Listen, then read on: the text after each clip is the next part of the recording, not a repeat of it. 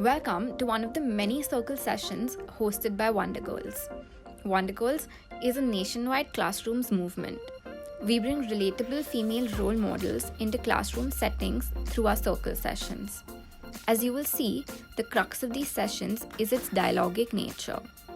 We're currently working with classrooms across 7 Indian cities and continuing to grow. Our aim is for every adolescent in India to have access to relatable female role models. I welcome you once again and hope you enjoy learning from our role models' life journey and career path. Till somebody came and spoke to me about it. So that's the only way even I found out. These are not things that we hear about growing up. You don't really know what it means. So I'm very excited to do this, and I'm very excited to meet all of you. So hi everyone, and let's just get started. I'll tell you guys a little bit about how I got started along design. I'll tell you a little bit about what kind of design I work with, and we can talk then. If you guys have questions, if there's like anything that you guys want to ask me specifically, please feel free to ask. I'll be showing you some of my work, and you can just, I'll switch back and forth between myself and talking to you and showing you my work. So I'll start with some really, like, this is at the stage at which I began. So I always really liked to draw when I was in school. When I was right from like the fourth, fifth grade, drawing was my favorite period. But drawing was always that subject that every other subject teacher would take over because they weren't done with their portion. So I used to wait all week for that one drawing period that we would have, and we would end up, like getting to know on that day that the maths teacher has taken this period or the history teacher has taken this period, and we're not going to have art at all. So drawing, I mean, when we were growing up, art in general was treated like it was like recess or PT, like one of those afterthoughts that people don't really pay much attention to in school. Like on the open day, that's the last teacher anybody will ever go to see, because it was like it's not that important. I mean, if I got bad grades in math, my parents would be upset. If I got bad grades in art, it's just normal. They didn't really care about it. So yeah, this was the attitude with which it was treated. So while I was growing up, I never really thought that art could even be a career, or it could be anything other than a hobby. I always thought that it'll just be something that I can do to relax. It can be something that I do in my own free time after I'm done with work. But in many ways, design is the opposite of the things that we are taught in school. In school, when we have exams, we're always supposed to write one correct answer. There's only one correct answer that you read from the textbook, and then you write that in your paper. Even if you word it a little differently, it's marked wrong. So that's the difference between like design and any other subject that we study growing up. Design does not have any one correct answer. Design is about how different your answer is, how new is your answer. Do you, or if there's a correct answer already, do you have a better answer? Do you have a better way of taking that same thing forward? So design, it's not about what you study, it's not even so much about what you draw. Design is exactly, it's just about the way you think, the way your ideas are communicated to the world. How good are you at conveying an idea from your head onto paper, onto the computer, onto any different medium, so that other people can see it? And how different is your idea? Like, is it a new take on something that already exists? Is it a new idea altogether? So that's what design is about in general. Now, graphic design is really about anything that you can make with image and text. That's a very boring and dry definition, but honestly, there is nowhere in the world you can go and not see graphic design. You open your textbook, even that was made by a designer.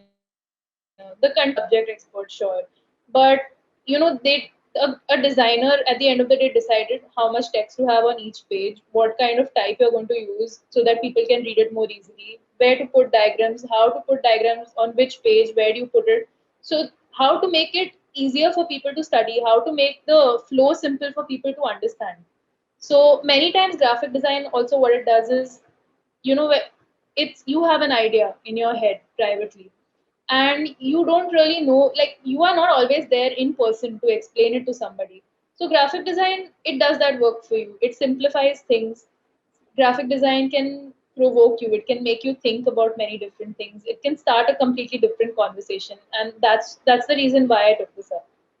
So I'll show you guys some of my sketches from when I started to take art seriously. When I really realized that art could be a career option was in the 11th grade. So I joined a school where I took up science, physics, chemistry, maths. I had English, and we had a choice to take any one subject that we wanted, of our liking. So that could be computers, that could be economics, it could be it could be psychology, it could really be anything that we were interested in. And art was one of the options. So of course I took the opportunity because I really really liked art. And my art, for luckily for me, the woman who taught me art, her son studied in NID. So I remember over one Christmas break, I was preparing for architecture exams, and over one Christmas break in the 11th grade, her son came to pay the art class a visit, and he was almost done with his course, and he told us, okay, this is what NID is. NID is the National Institute of Design in Ahmedabad, and they have a bachelor's degree in design, which is like a 4.5 year long course. And the first year is common for everybody. Then after that, you can do any kind of design you want. It can be animation, it can be textile design if you like clothes, it can be product design if you're good with material, if you're interested in material, you can make learn how to make furniture, or you can do graphic design. So there are many options like that. And to me, I was surprised, because this was the first time in my life that I was realizing that I art did not have to be just a hobby. I could actually make a career out of it. I could make a living out of it. And it was something that I enjoyed so much. So, I was very happy to put in those hours. And, and kind of just like make it something that I could do all the time and not just when I was done with my actual job. So I started exploring, and I was very very excited to learn about this college. This was around halfway into my 11th grade. I had about a year and a half before my entrances. So I started preparing, of course. But when I brought it up, people didn't really understand that much about what design is. This was 6 years ago. So it was still kind of new. And we've always been told that, you do whatever you want as a hobby, but if you're good at studies, then you should do either engineering or medicine. Those are the only two options that every parent wants their child to take. This is universal, and especially in India, these are the two career choices that are pushed on children the most because they're supposed to be safe. They're supposed to be like they put you on a good track. But the truth is that if you take up something that you're really, really, really passionate about, any career option can become safe. Any career option will take you places if you really like what you're doing, because that is when you will go the extra mile. If you're asked to work 8 hours, you will work 12 because you enjoy it, because you really like what you're doing. And if you take up something because you think you're supposed to, if you have to do 8 hours of work, you'll do maximum 8. Why would you do the ninth? Because you just don't enjoy it. You want to go and relax. You would, or maybe you would even do 6 because that's the maximum how you can stretch it. So I'll just show you guys how it started. These are very, very bad pictures I have of some sketches that I made when I was in the 11th grade. Just a second.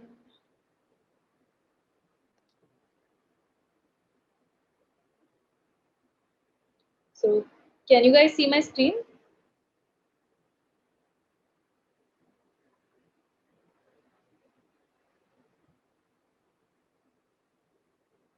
No, Shreya, we can't You actually. can't see my screen? No. Just give me a second, please. Sure, sure.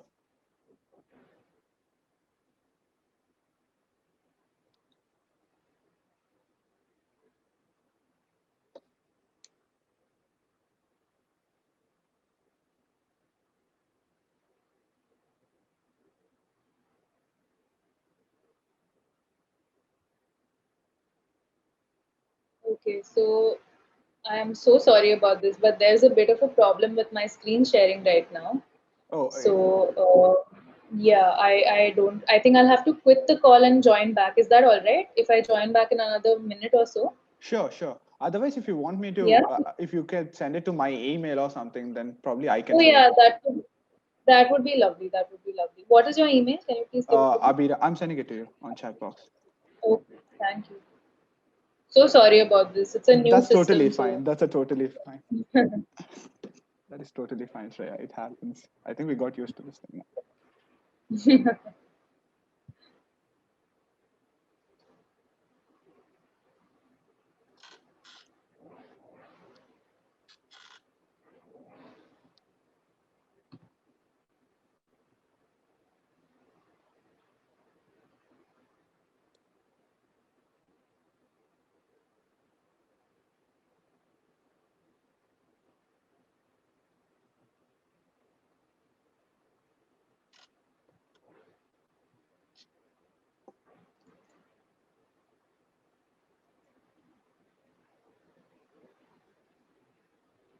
Yeah, I've shared it. Okay, cool. I'll just look that up. Let me know if you can access it. If not, no stress. I mean, I can just, we can have a conversation. I Sure, can tell you guys more about design and my experience with it. for sure, for So sure. anyway, there were two reasons why when I told my parents that I want to study design, and when I told my family or my teachers that this is what I want to do, there were two major reasons that they told me it's not a good idea. One was because back then there was only one, National Institute of Design. It was in Ahmedabad. Today there are three, four, and there are many more that are coming up across the country. But back then it was notoriously selective. It had 100 seats for the entire country, and because it's not say like it's if some place has only 100 seats. I mean it is very difficult. I mean, and on top of that you have your regular preparation, you have to have your backups. So that was the reason a lot of people used to not put in their best effort while trying. I mean, I saw it a lot of times with people that I studied with also. They just saw that 100 seats tab, and it worked as something that discouraged them. It worked as something that made them feel like, okay, even if I try, I mean, what's the point? 100 seats is really less, I probably won't get through. But this is one thing that my teacher back then told me, and I think that we should always keep this in mind. Even if a place has one seat, even if a place has two seats, why should you not be the person to fill that one seat? And at the end of the day, if you can't get it, at least you'll know that you tried. But instead of, if you try, maybe the people, maybe the judges there, maybe the selection committee there, they might reject you. But anything is better than you rejecting yourself. So don't ever look at the number of seats. Don't ever think that something is really difficult, so I shouldn't even try. You know, let somebody else do the rejecting, because if you don't try, there's no chance. If you try, maybe there's at least a 50% chance, there's a 20% chance, maybe an 80% chance that you'll get it. But if you don't try, you turn that into zero. So that was one reason that people, did not really think of design as an option. And secondly, because it's not a safe career path, and most more than that, it's because people feel like design doesn't serve any purpose. People feel like design is just making pretty things. Design is just, it's time pass. Like, it's not serious work, it's not real work, it's not a legitimate job. And that is one big misconception that all of us have, I feel. Because it's not always, serving a purpose does not always have to be something that we do tangibly. Serving a purpose does not always mean constructing something. When you make uh, when you make an advertisement, when you make a film, or when you make a poster, anything that talks about something difficult, talks about a difficult situation, talks about a difficult topic, what it can do is it can encourage people. It can change their mindsets. And frankly, people's mindsets are some of the biggest changing mindsets is one of the biggest problems that we can solve in the world today. If you can change somebody's mind about the way they think about things like gender equality, if you can change people's minds about racial discrimination, if you can even, it's difficult, changing someone's mind is difficult, but if you can just make them think, if you can start a conversation, that in itself also solves a very big problem. It's not like solving a problem has to be something that you do by constructing a building or solving a problem. There is no one way to really solve a problem. So I started preparing in full earnest. I gave it my best shot. And there are many different things that I learned even while preparing, that, just a different way to think about things. So back then, the NID entrance exam, the paper, didn't really have any kind of pattern. You know how when we are writing a school exam, there's all we know, okay, briefs will come for 20 marks, and then fill in the blanks will come for 5 marks, match the columns for these many, or, essay will come for these many. In an NID paper, you really don't know. Some years GK will be 20 marks, drawing will be 80 marks. Some years GK will be 60 marks, drawing will be 10 marks, 30 marks will be something completely different. So what they're trying to just gauge is, how do you think? And is this different from how other people think? So I'll give you an example of this. In one of the batches before me, one of the questions was, name any three things that you can use with two fingers. Now, a lot of people wrote things like fork, spoon, pencil, pen.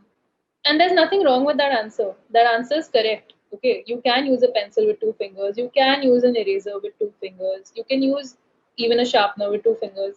It's right. But imagine if 20,000 people are giving that exam, at least 10,000 will say the same thing. At least 10,000 will say you can use a pencil with two fingers or a spoon with two fingers. So then why will the examiner remember your answer? And that is the thing about design. You not only have to give the correct answer, you have to give an answer that is correct and different. It has to be something that is memorable. It has to be something, that shows how you think. So the student that I was talking to back then, my senior had written, he wrote zip, he wrote whistle.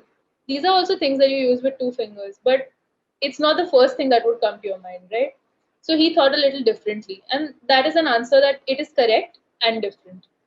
And that's the thing, like design goes beyond logic. It's not just logic. Logic is there for sure. That's the very first step to getting a good design solution. But more than that, there's also, there's something very important. You have to address people's emotions when you're trying to get them to change their behavior. So I'll give you all a really nice example of a design solution to a problem. Okay. So in Philippines, the country Philippines, there was a national issue where people did not eat enough iron. When you eat food, you consume iron also, right? There's iron is a very important nutrient for our body. And nationwide, like especially in the poorer sections, people were not getting enough iron in their diet, and that was leading to a lot of deficiencies. So now there's a very simple logical solution to this. Okay, you give people iron supplements. So the government started distributing iron supplements, but people were not really taking it because they didn't understand. Like, okay, they didn't get what the problem was in the first place, or the pills also were not enough to reach everybody who lived in that country. So now this was the obvious solution. Now people started working on a design solution. So they said, okay, we cannot go and give people pills every single day. We cannot give them every week, and we can't give them to so many thousands of people because it gets expensive. It's hard to distribute. So how do we do this? Then they realized, okay, when you're cooking your food, if you put a small brick of iron in that food, in the pot, when you're boiling the water, when you're cooking it, the iron gets leached. The water absorbs the iron from that brick, and it gets into your food. It's added to the nutrients. You don't need a pill. So this is halfway there. But there was one small problem with this, and that was that if I tell you to put a bar of metal into your food, you'll also feel weird. I'll also feel weird. I mean, I'll just be like, what is this doing in my kitchen? Why is this there in the first place? And we are very careful. Like food has a lot of emotion that is associated with it. So if you look at a brick of metal, even if it's clean, even if it's sanitized, you will still feel, okay, this is dirty. This doesn't belong in food. So this was a practical solution, but again, it was hard to get people to adopt it. So now the next step of what this team did is that they realized that the fish is a very auspicious animal for the Filipinos. So for us also, like we have like we have cows are sacred in India, or the peacock is our national animal. So there is some emotion attached to these animals for us. So the fish was an important animal for them. So what they did is, instead of like a plain bar, they carved a fish. Okay, they made it into a fish shape, iron, and people thought, okay, this is lucky. So then they had no problem putting it in their food because they thought this is auspicious. This is a new tradition that we have to start, in our country. And then they didn't even, like, the fact that it was giving them iron was just an afterthought. This lucky iron fish became such a big thing in this country, and it genuinely really addressed the problems that people had. So this is a really good example that I have found of a design solution that was used, very creatively. So you go beyond the obvious choice, which is giving people pills, and you go to something that every single household is happy to adopt themselves. It's something that they themselves want to do. So this is what design really does. Is Are you being able to share my? Did you receive the presentation, I Abhinav? haven't, Shreya. I haven't. You haven't? No, I Okay. haven't. I didn't get the I mail, so that's what I was waiting for. I sent you a link. Just hang on. Okay? Did you send me a link on a mail only, right? Yes, yes, on your mail, on your mail. I didn't I can receive email any it to mail. you again. Sure. Or do you want me to? Do you want to send the Just a link in the second. chat box itself? In the Oh yeah, I can do that. I can do Yeah, that. I thought you were sending the pictures. If it was just a link, then I No, can no, actually. I'm sending you a link to a deck, so it's easier. Sure, you can send it to me on the chat, and thank you. Just send it. Sure, I'll present that. Just a second. Okay. Whenever you can start would be great. And I can explain in the meantime. Okay.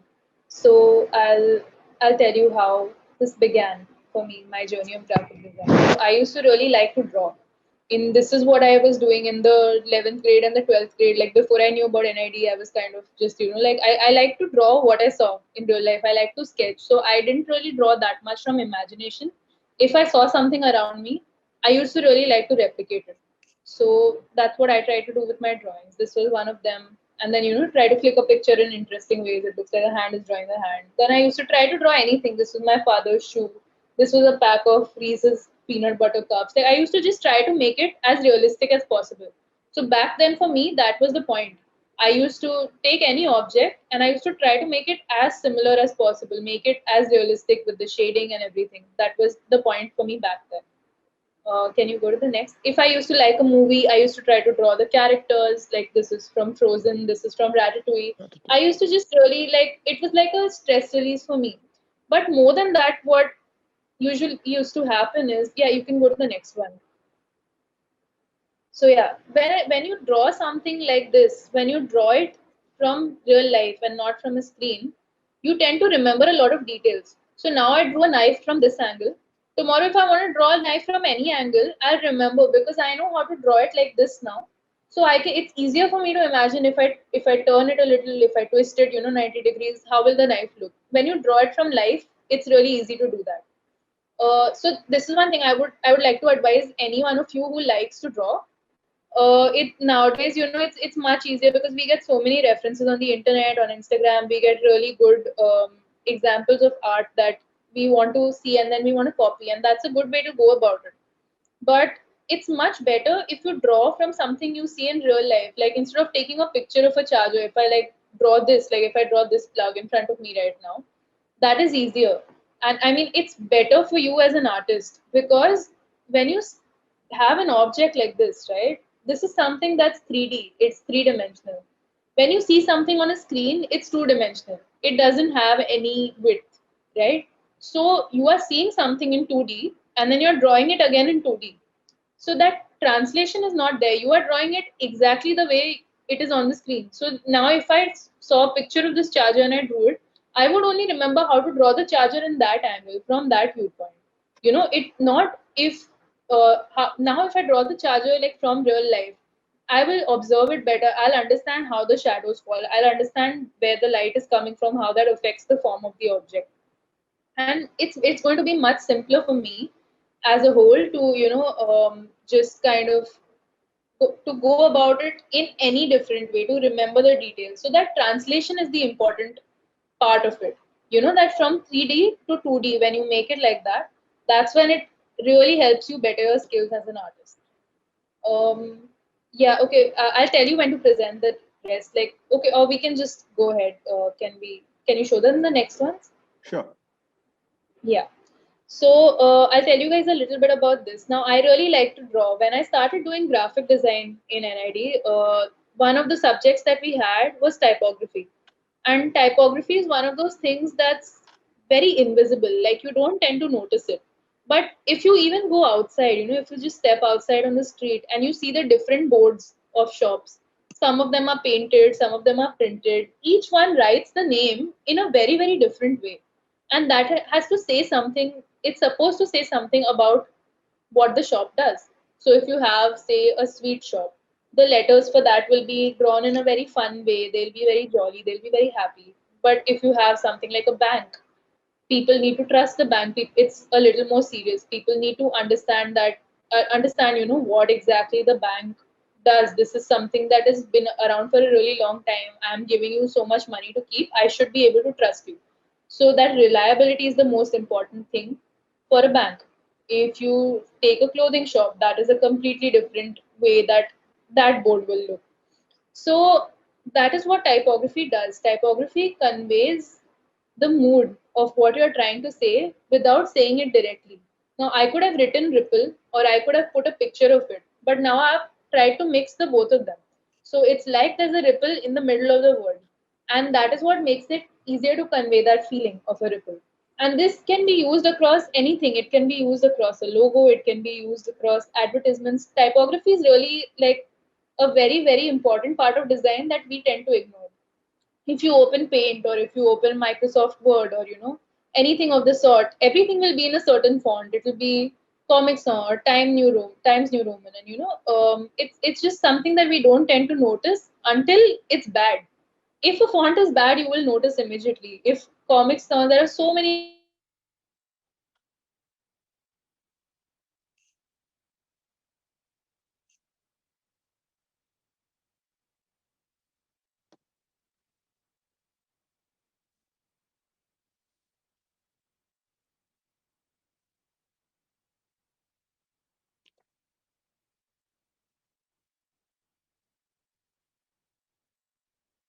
that are bad. For one of my projects, we were trying to, yeah, you can go to the next one. Oh, For sure. one of my projects, we were trying to draw a stencil font. So you guys know what a stencil does, right? If I want to paint something, okay, on the wall, stencil already has those cutouts, so I can just paint around it, and it will go through the holes and make what I want on the wall. It will save me a lot of time. Stencil type is still seen on BEST buses. You'll see that there are cuts in the middle. So that's for the paper. So for one of my projects, I needed to make a stencil typeface. But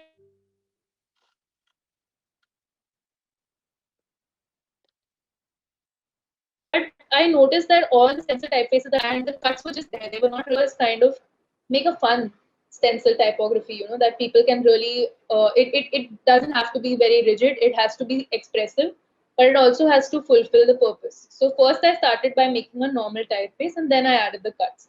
And this was what I do. So this was what I did at Type Paris, which is a course that I attended last year. And you have to design a font in around a month, and you start on paper. So it's really a very similar procedure now also. If I'm ever, because I've drawn for so many years, nowadays I barely draw for my job. Most of my work happens on my computer. It doesn't really end up happening anywhere else. I don't draw on paper. If I have to make a logo, I make it on my software. But the fact is, like, before I start drawing on the software, I always make it a point to sketch first, because it's so much easier. Like, you have so much more control of the pencil, so you really explore. And once you're happy with the form, then you just digitize it. So those habits, everything that you do now is really going to stay with you, no matter whether you use it or not later in life directly. It will come of use in some or the other way. So this is the font that I made. It was called Extra. Extra is like, it's supposed to mean something that's very dramatic, very over the top. Somebody's being very extra for no reason. So yeah, this it's a very expressive font, and that's what I tried to do. So, can we go to the next one? Yeah, this is some of the posters that we made for it, and just some examples. So the first one is the lightest, and then the last one is the heaviest weight, but it has the stencil. If you'll notice, it has the cuts in it. So tomorrow, if I want to cut this out in a paper and I spray paint it anywhere, or I paint through it anywhere, this exact shape will come. The edges will be neat. I don't have to go and do that, that hard work every time of painting it properly and precisely. And it's a very cost-friendly solution. It's, you can customize it any way you want. You can use it to write whatever you want. So this was like a really fun insight into graphic design for me. Can we go to the next one? Yeah, these are just some more pictures from Extra. Can we go to the next? Yeah. So now I want to talk to you guys a little bit about how typography can be used even other than fonts. It can be used in design. So these are logos I'm sure we've all seen. Uh, so no, no. Can we go to the previous one, please? Yeah. So I'll just try to explain. So this is FedEx. It's a courier service. What they do is they send things from one place to another. And if you see, that's what's written in their name. But if you'll notice, between the E and the X, there's an arrow. So that is formed with the shapes of the letters itself. And that's such a good way to communicate what this company does. Tomorrow, even if I don't know what FedEx does, I can see the arrow. It's conveying, it's taking things, it's transporting things from one place to the other. There is movement, there is agility. Next one is Nike. And this is probably one of the most iconic logos. We've all seen it on clothes, we've seen it in ads. Even if someone doesn't know how to read, they just see the tick. They don't need to see the Nike. They see the tick and they understand, okay, this is Nike. So, this is the power of logos. What it does is it can really make your brand so easy to remember, because it can convey the mood of what your brand does. So their tagline is just do it. So this it's just about having that speed, that spontaneity, where you're just doing something. You don't think about it, you don't procrastinate, you just do it. Yeah, can we go to the next? So I'll give you guys an example of how I tried to do this with type in one of my logos. So there was a competition last year. Every year there's a conference about typography called Typo Day, and every year for the logo of it they have a competition.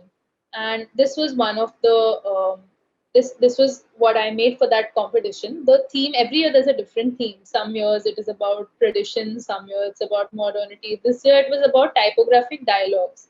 So if you'll notice, I tried to make the P and the D look like speech bubbles, that you would see in a comic that is used around it when somebody's trying to say something. So because it was dialogues and the word had a P and a D, this is what I tried to do. And then ultimately this logo was selected in the branding. So it was used at a really large scale in the conference. And that's what you try to do. You can use typography to convey an idea really effectively. And it becomes very obvious to anybody who sees it. It tries to bring a theme across. You don't have to be literal. You can just say something in a very different and a very fun way with typography. Can we go to the next one? Okay, so this was a fun project that I did at my job. It's not a video, I'll explain. So this was a really fun project that I did at my job recently. It was something that we did for Airtel. So you guys know on Instagram, every big brand has their page, right? So Airtel is one of them as well. It's a really big brand, and they have their Instagram account, and they use it to interact with their users. They use it to kind of play around a lot with different competitions. They try to create engagement for their brand.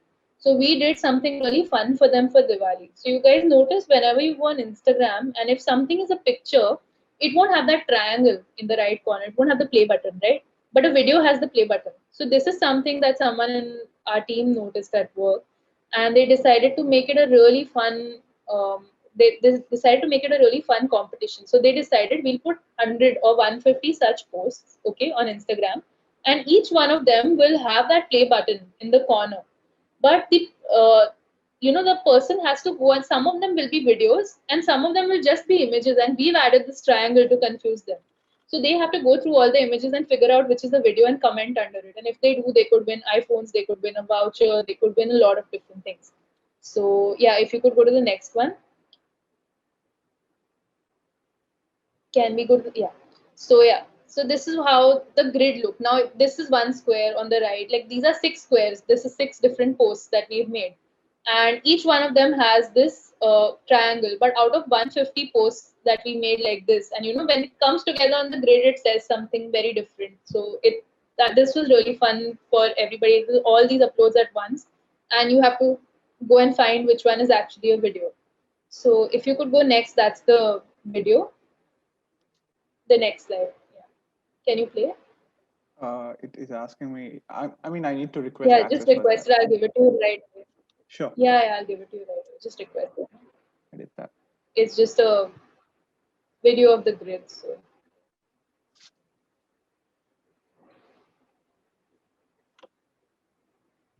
did you get it? I'm checking it out.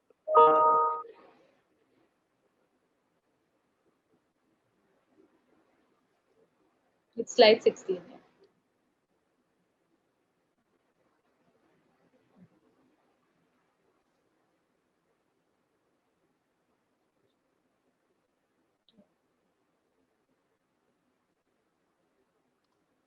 Can you play? Yeah. Can you play it from the start, please? Sure. Thank you.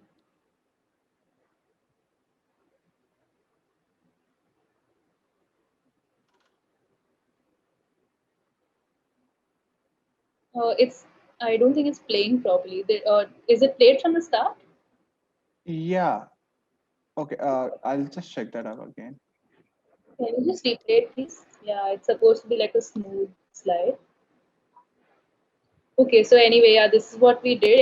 So we tried to take a feature of the app itself and use it to kind of make something fun that people can enjoy on the page.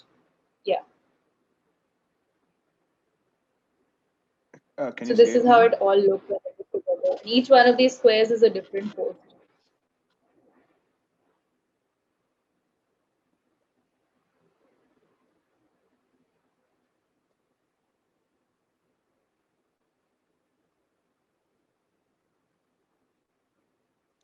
That's it. So this was done with a team. Like a lot of us sat together to do this. I did the art. A lot of other people came up with the concept, with the copy. So everything happens in a team, but it can go beyond something that's really obvious and turn into something a lot of fun for anyone who's interacting with it. And the last thing I'd like to show you guys is one of my favorite projects that I have ever worked on. Can we go back, please? Oh, this one. Okay. Yeah. So I like give you guys a little bit of the background first. So this was around my second or third year in college, and we had this project where we had to just think of any problem that exists in society. It could be anything that bothers us, and think of a design solution to it. So the problem that I wanted to talk about, it was a little serious. It was about victim blaming. So very often we see that if a woman is ever assaulted or molested, she's all many times she's blamed for it because people always ask, "What were you wearing? Why were you out so late? Why were you alone? Why were you drunk?" Like all these kinds of questions come, and ultimately people just decide it's the fault of the person who got assaulted. And this is not really something that we see with any other crime. I mean, even if somebody is, even if someone leaves their door open in the house one day and things are stolen, we don't really blame the person whose stuff got stolen, right? Or if somebody is out late at night and they get mugged, or if something is, if someone is we pickpocket them, we don't really blame them for anything else. But this is just one such thing where women tend to be blamed a lot. So this is something that I wanted to talk about, and I wanted to talk about the fact that it's not about being careful, because no matter how careful you are, at the end of the day, the solution to this, the solution to stop assault, is just for the person who's assaulting to not do it. It's not really under your control. It's not dictated by what you're wearing. It's not dictated by how late you were out. It's just the only solution is to stop assaulting, not to stop being assaulted. So I tried to make a magazine cover, like just kind of something that discusses it. So how there's Vogue.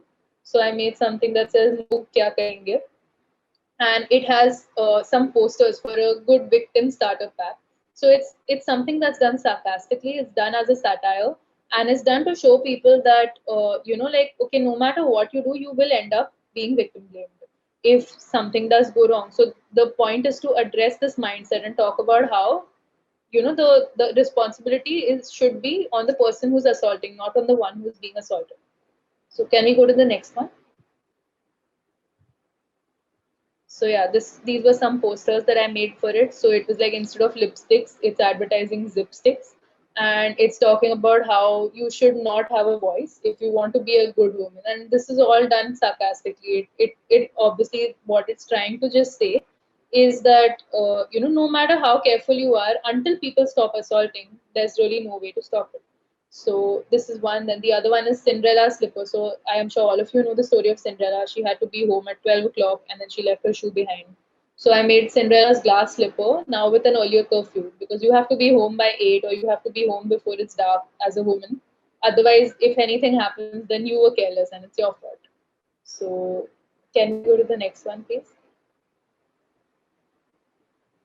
Yeah, this one talks about domestic violence. Many times we see these things in our neighborhood. We see these things sometimes even in our own families, where there is domestic violence, but like, or a woman is being assaulted or beaten up by a man, but we don't complain because we always say that this is their personal matter, or this is something that we should not interfere in.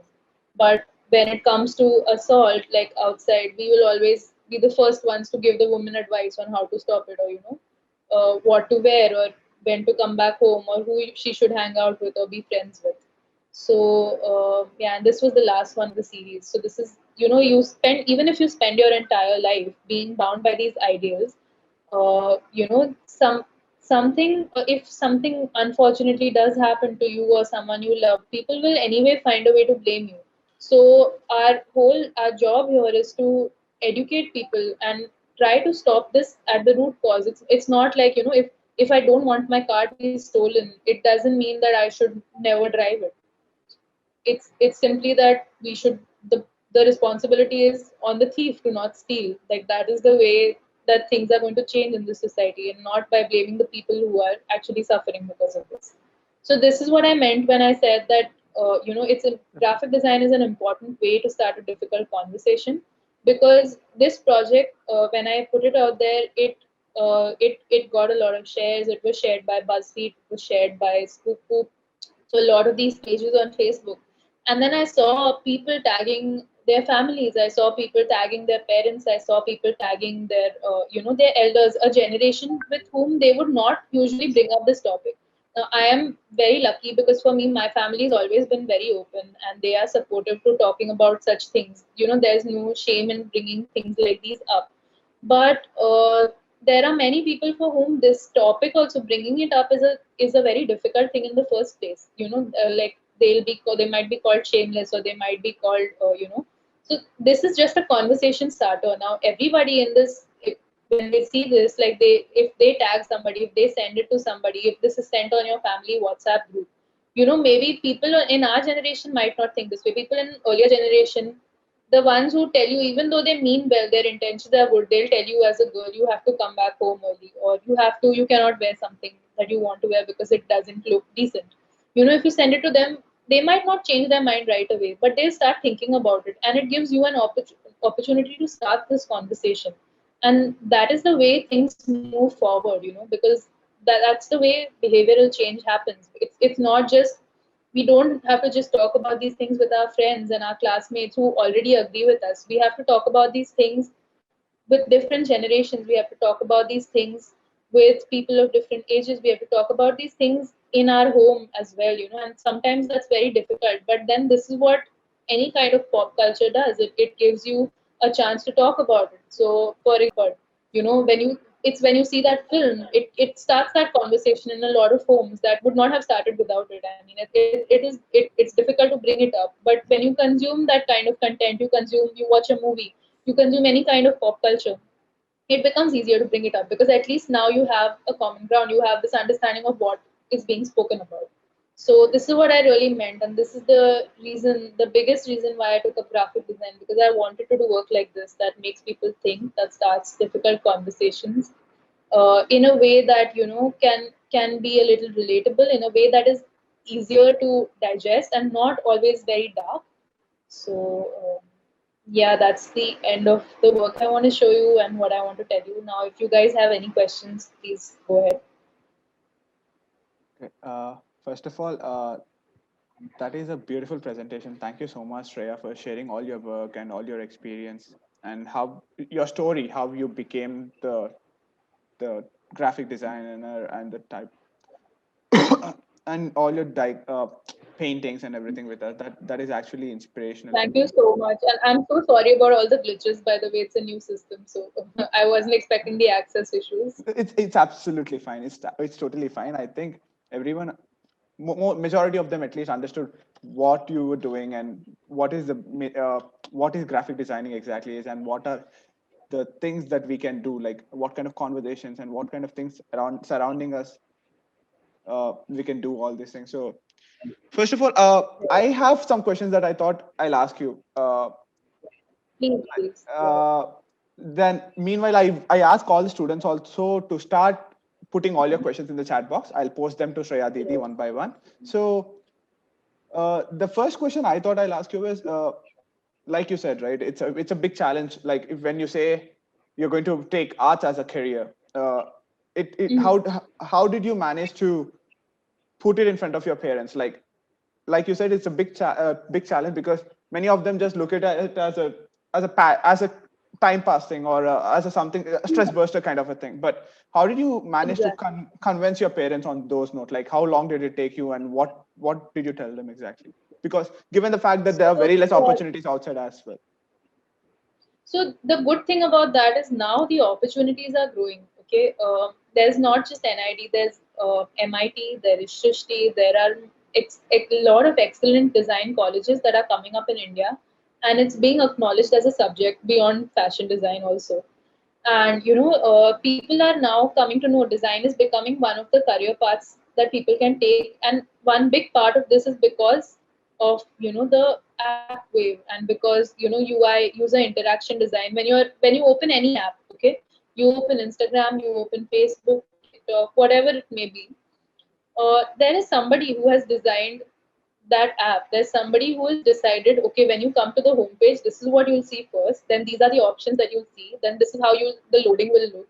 This is how we make it faster so that people need like fewer clicks to go from one place to another. So that has become now user interaction design, user experience design. These have become a really big part of design beyond the conventional things that we always learned, like animation and graphic design. So because now that has become frankly a very very stable career path, because the placements that you get from colleges for UI and UX, they're really they're pretty good. I mean, every company needs, every big tech company at least needs a UI designer. They need a UX designer.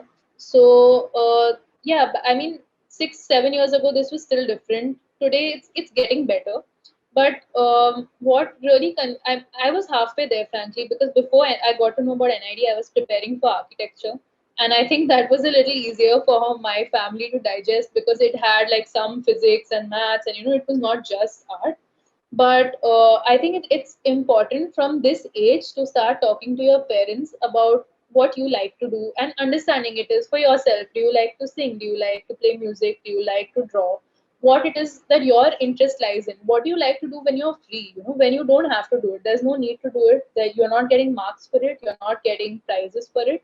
It's just something that you do for yourself. So start realizing that, and then speak to your parents. Design personally, I can tell you, there are a lot of new avenues that are coming up.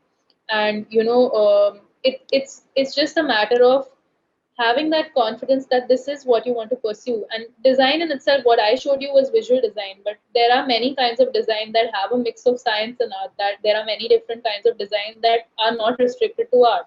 So there is product design, there's furniture design. You do need a basic knowledge of physics for things like these. So it for me, it was just about the matter of bridging that gap between architecture and design. But yeah, there will be people who say, like, if you can do engineering, just do it and then do this as a hobby. But what really puts you apart, even the engineers who succeed, even whether you're a doctor who succeeds or if you're an artist who succeeds, it's really really difficult to be good at something if you don't like it. Okay, because it's not just, maybe you will pass the first level, maybe you will be good in the first year, but what your career is, you spend so many hours, you spend more than half your life at your job, you spend more than half your life doing whatever it is that you do for a living. So it's very difficult to do that if you're not interested in something.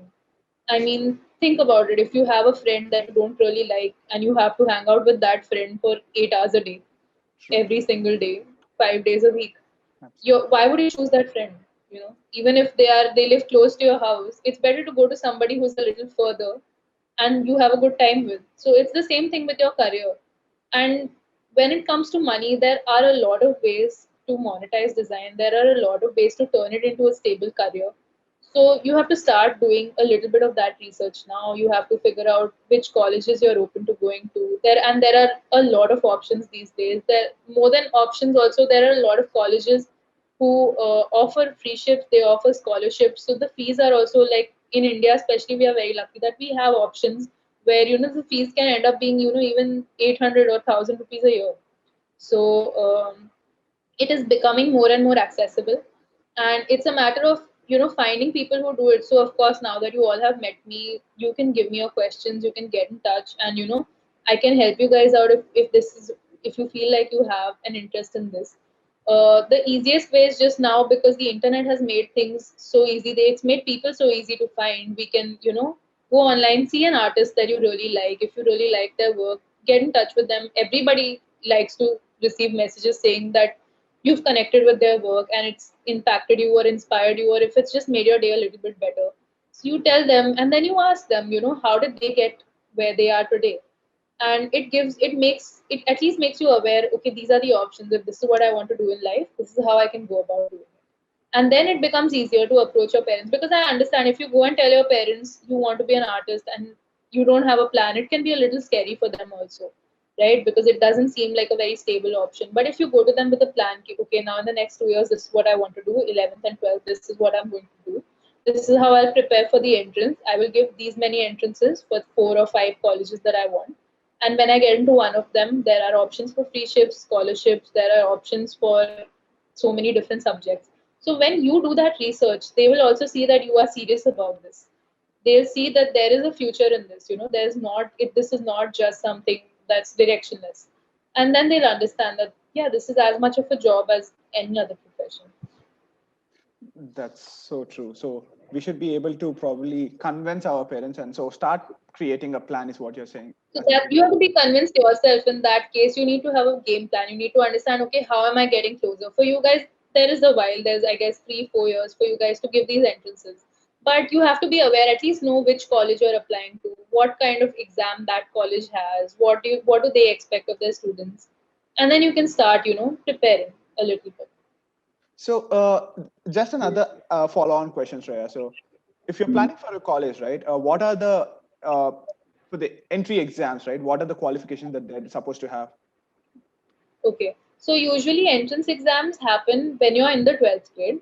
So and usually design colleges have 2 rounds. Okay. So the first round is a written paper or it's an online test, and that for that you don't really need any qualification. You just need to get. I mean, of course, you have to be in the 12th grade and you have to have passed 12th grade by the time the results are out and everything. But at that stage, there's no percentage cutoff. There's nothing like that at all for design. Or you just need to, fill that form. So you have to keep your eye on these websites. So NID has a website and it's made its admission procedure completely online by now. There is MIT in Pune, there's JJ in Mumbai, there is Shrishti in Bangalore. There's a lot of different colleges that you can apply to. A simple Google search will also tell you that there's even IIT Bombay has started its bachelor's course in design these days. So there's really a lot of entrances. So all these entrances happen at different times. They usually start when you're in the 12th grade. They start from the January of that semester to around May. And then if you pass the first round, you are invited for an interview, you are invited for a sort of studio test, you show your portfolio, things like that end up happening. The second round is a lot more personalized. And yeah, so the around, I think, October, these forms start to come out. This year's every everything's different because of COVID, and we can't really give exams in person anymore. But yeah, you have to just keep your eyes peeled around when you get into the 12th grade. And by the time the result comes out, you should have finished your 12th grade, like any board, whether it's state board, CBSE, ICSE, anything, you have to have passed the 12th grade. That's really all. Like design doesn't have a percentage cutoff, like you need 75 or you need 80. Even if you pass, then that's the only qualification they need, and you should have your certificates until then. And yeah, like they judge you solely based on their admission test, not any of your other scores. Okay, that does give us some clarity. So going forward, Shreya, so we have primarily students from 8th, 9th, 10th, and probably someone who is in 11th, very few, but majorly from 8th, 9th, 10th. And they are a very curious and creative bunch for sure, because they do, even Yeah. through the virtual world, we are sending them some diagrams online and they're doing the 3D, 2D diagrams right away. So like you said, Okay. yeah, I mean, they're pushing themselves, they're doing some child-driven projects and everything too. So what can you suggest them so that they can survive this passion of art and go forward for the next few years? Like, what are some things that they can Okay. tap onto? I would say at this stage, sketch a lot. It's really interesting because, and you can make anything. I mean, you can make comics also. You can, if you have a story that you want to tell, you can, you can draw it in different ways. Or if you like drawing portraits, if you like drawing people's faces, you can draw portraits. So anything that you like, just keep your, keep your hand in that flow. So the only reason why we practice so much, see, the thing is that test that you will give for your design entrance, it's 3 hours long.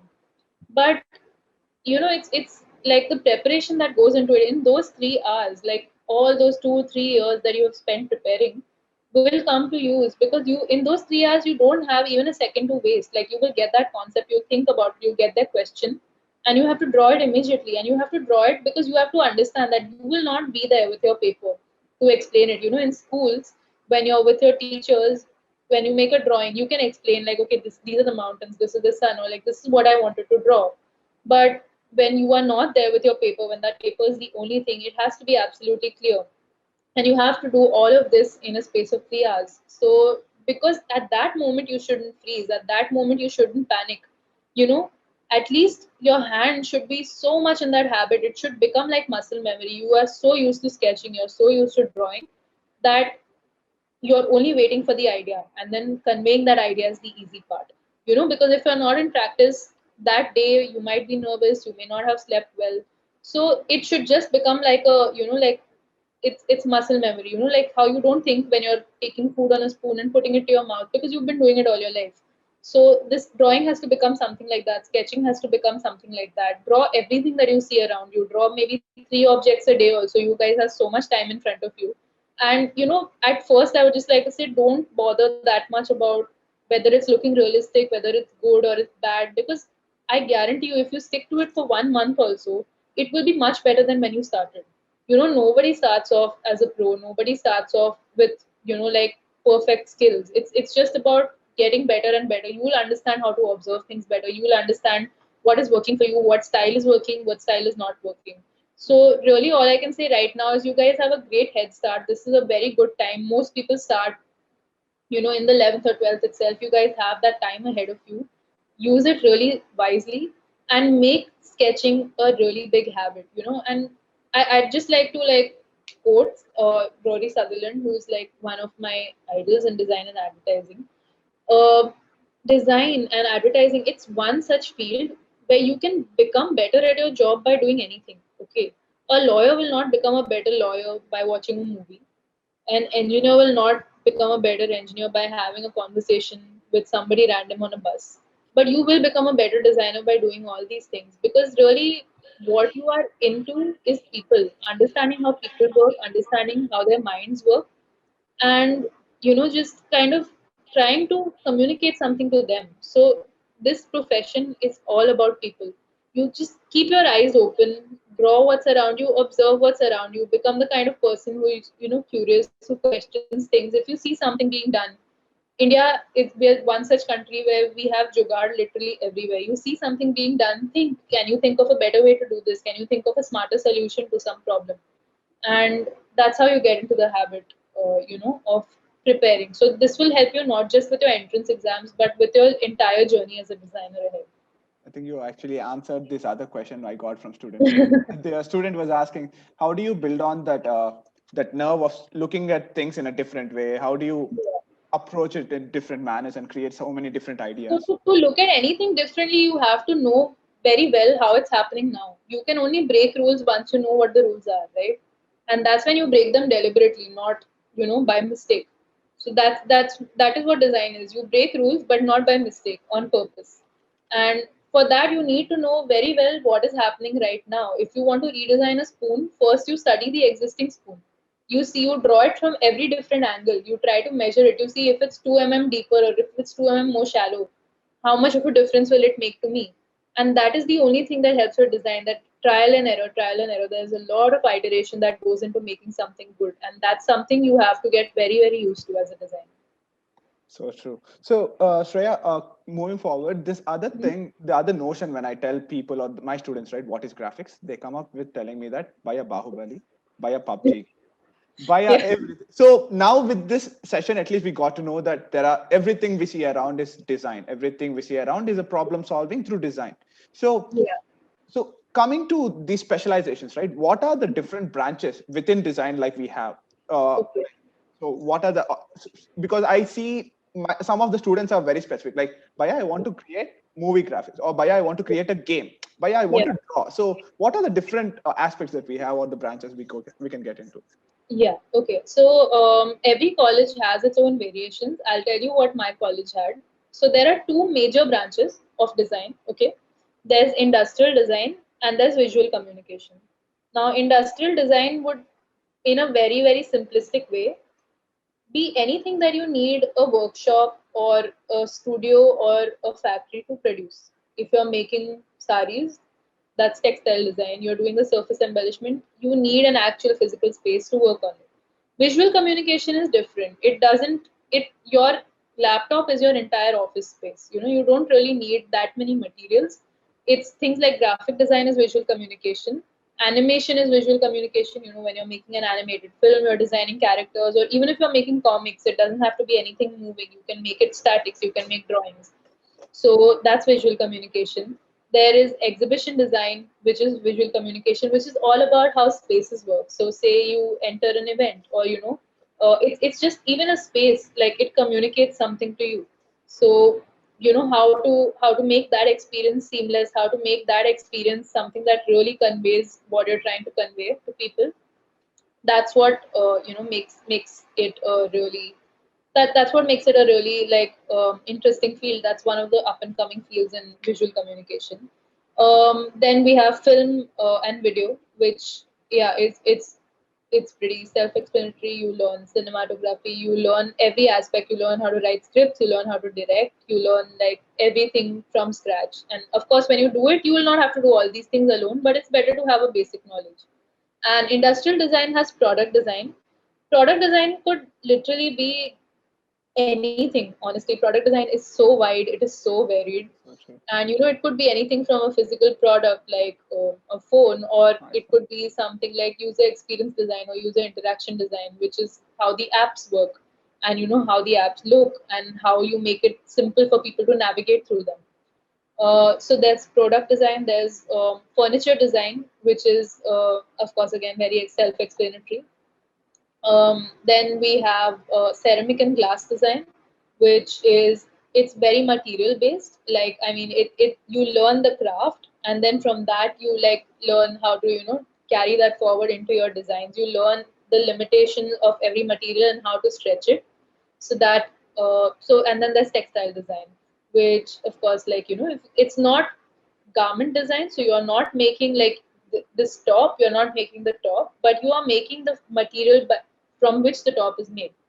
So you're doing like the form of it, you're doing the making of it. They teach you like the actual weaving. They teach you, they take you to the looms. You will go to different villages in Kutch and learn how the communities do their traditional embroidery. So it's a really deep dive into something that's very craft driven. So these are the different disciplines. But the good news is that every college, almost every college in India, the first year is it's a foundation year. It's common for everybody. Okay, so it's not like if you take up engineering, you enter straight up and you choose mechanical before you even enter the college, or you choose chemical before you even enter the college. With design, I mean, I guess they know that it's something that's not that widely known. So first year is common. You learn about the basics of design, everybody does it together, and at the end of the first year you have to choose your discipline. So that's how it works with most colleges. So I would really advise, unless you guys have some very specific vision. I was quite confused. Like I thought I wanted to do product, then at one point I thought I wanted to do animation. Ultimately, finally, I chose graphic design.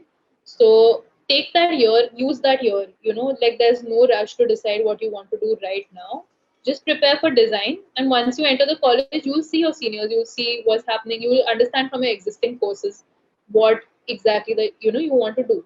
And yeah, like there's no rush to decide that. There's a lot of possibilities, trust me.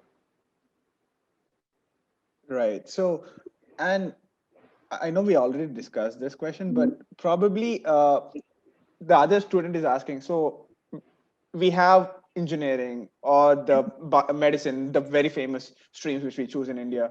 Apart from Hmm. that, there are other things like the commerce stream and everything. But Yeah. how did you like? Many of them are actually good in both. Like they're good in math, science, and also Yeah. in art. So how do you Yeah. make that decision? Is what they're coming up with. Like what Um, made you yeah. probably? I think what I really liked about art is, see, I also, I loved math when I was in school. I loved English. There were a lot of subjects that I really liked. So, even my teachers, in fact, they did not at all advise me to go for something in the arts field. But what I really realized is that nothing, I don't do math for fun. I read for fun, but I don't analyze for fun like the way you would do in literature. I don't write essays for fun. I draw for fun. And that is what really gave it away to me. Because see, yeah, on the outside, engineering will be stable, medicine will be stable. But the most stable option is to go for something that you truly love and you know you will work very hard at. So it's much more stable to be the best designer or the best artist because you love that field than it is to be an okay engineer or a socio doctor because you are not willing to put in that extra effort because you're not passionate about it.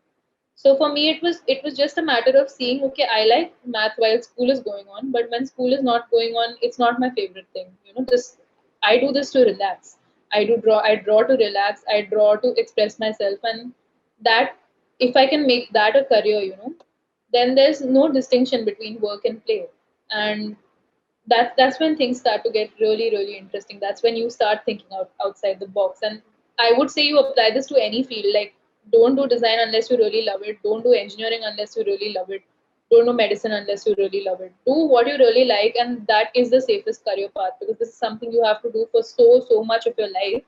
In the beginning, the first 2 3 years might be a struggle, but as long as you really like what you do, I mean, things get a lot simpler.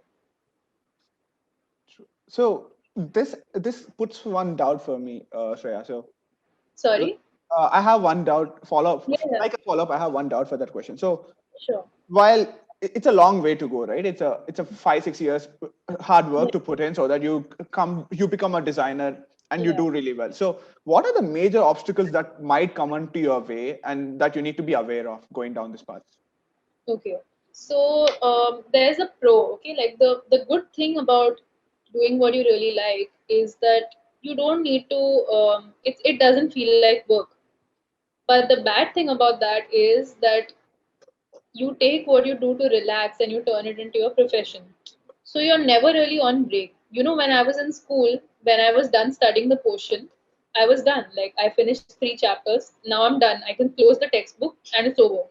That is something that's very, very difficult to do with design because you're never done.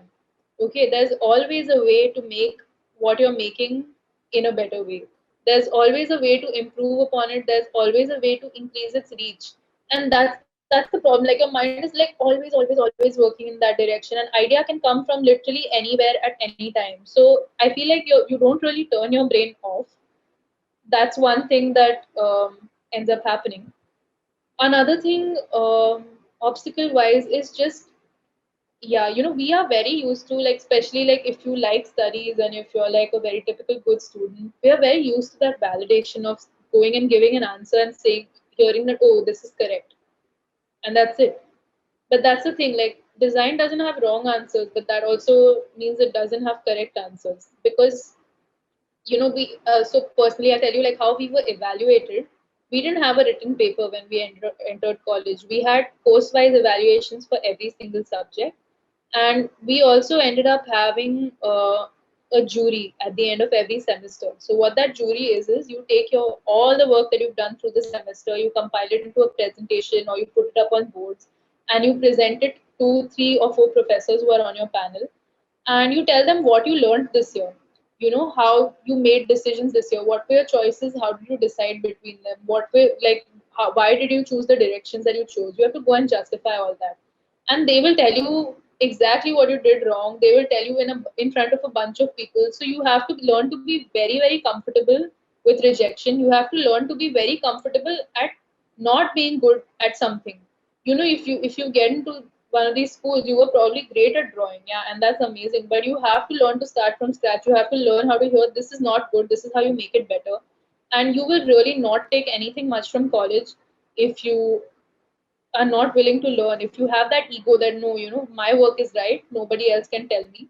So it is difficult. It's difficult to hear all the time that this can be better, this can be better, this can be better. But that's what ultimately makes you a good designer, because you have to learn how to iterate, you have to learn how to go back. And taking criticism is one of the most important parts of the job. Of course, it has to be constructive criticism. And yeah, the final and the biggest obstacle, I feel, because when you do something that you like, it's very strongly associated with your identity. Now if you like to draw, everybody in your class probably knows you as that kid who draws. That's your identity. And at some point it starts feeling like you are your work. So if your work is good, you are good. If your work is bad, you are bad. Now design has to, like, you will learn through design. When you're doing that course, you will learn that even if your work is bad, it doesn't mean you are a bad designer. It just means that you're getting there, you're taking your time, but you're getting there. So you have to learn how to be comfortable with separating your work from yourself, your perception of yourself, and keeping that confidence in yourself and understanding that, okay, you know what, if this project didn't work, doesn't mean I'm a bad designer. It's just that this design is not that good. The design is not the designer. So that, I think, these are some of the major obstacles. It's very hard to keep that faith in yourself when you have to think for yourself. You can't just mug up what you read in your textbook and like vomit it out on the day of the exam anymore. You have to think, and there's a lot of critical thinking, there's a lot of analysis. So you have to have that faith in yourself throughout and know that you started this for a reason. And as long as you keep practicing and keep going at it, there is no reason why you will not be a good designer one day. So yeah, that is so nice. I have one more question for you before we Sure. end the call. So one student is asking, how does it feel to be successful in that stage where you can actually design and come up with all your ideas and people get appreciated? And how do you feel being there? At first, honestly, it feels amazing. Okay, it's really great, but and I feel very lucky that I'm able to do what I like, because I know that's not something that a lot of people in our generation, in our country, get to say. But the thing is, if you decide not to take criticism very seriously, then it's not like you will take that praise also so seriously. There are many times when you feel like, okay, do I deserve it? There are so many people doing better work than I am. There are so many people doing cooler things, and maybe if you're not succeeding, then you will look at other people's work and feel like, okay, I just won't get there. So it's there. It takes a while to kind of understand that everybody is on their own journey. Everybody is understanding, like, they're doing their interpretation of design, which is really all it's about. You cannot be a good designer by designing like someone else. So yeah, it feels great, but you have to realize that whenever you win a competition or you get a feature, you'll feel very happy. But that for that one moment, like, there is so much of work that's gone into it. Like that good victim project that I showed you guys, I was working on it for 3-4 months because I had my other classes alongside, and this was like something I was doing on the side. So yeah, like, I mean, it there's so much of work that goes into it. So more than enjoying the result, you have to really learn to enjoy the process. Because like, otherwise, doing 4 months of hard work for like 1 hour, you know excitement because something got featured, it won't feel worth it. So like, if that's the good part, like, you will enjoy the process so much that this just becomes like something that you take in your stride and keep trying to do better. Enjoy the process. I think that's a great note to end our call on. Thank you so much, Shreya. It was wonderful talking to you. I think most of the students, by the way they're putting the questions, I can understand they related to what you are saying, and they kind of took away so much of information, I guess. And if anyone wants to say anything to Shreya Didi before you guys leave, please raise your hands, guys. I can ask you to talk. Okay. So, Lalit. Lalit, do you want to Hello, say? Baya. Do you want to say something to Shreya Didi? Yes, Baya. What, Nana? Baya, interwork zadin. Baya, Jayan, okay? Okay, I'll ask her. You wait, Lalit. So, what Lalit was asking is that you studied till undergraduation, and are you going to continue on or not? Yeah, probably. So right now I'm working. I'm taking a couple of years to figure out if I want to study more design or if I want to do something different like strategy. So working is a really good way because it's a whole new journey again, like and you figure out practically like if this is something that you like as much as you liked it in college. So I'm taking a couple of years now. I'm working in an ad agency, and after that, let's see if I feel like okay, now I've reached that plateau. I've done as much as I could with my UG. Then I'll go ahead and I'll do my masters. Sure. Yeah, I think now we can probably end the session. Thank you so much, Shreya. I can Thank you see for all. having me. It was great. Yeah, I must say that, to be honest, because you told so many new things to me personally that I didn't know. I'm sure pretty most of the students didn't know all these things before, and that would be great. And for sure, I'll ask them to stay in touch with you, or probably For send all sure. the questions to me, which I can Yeah, direct to you yeah, yeah. and get any. Please get in touch on my email if you want to pass on my email. If any of them want to take this up and want to talk one on one and figure out their next steps, I would be really happy to do it. Yeah, for sure, Shreya. I think the 35 odd students who probably attended the session learned a bit or two. That would be great. Thank you so much, Shreya. Have a nice Thank you. day. Bye everyone.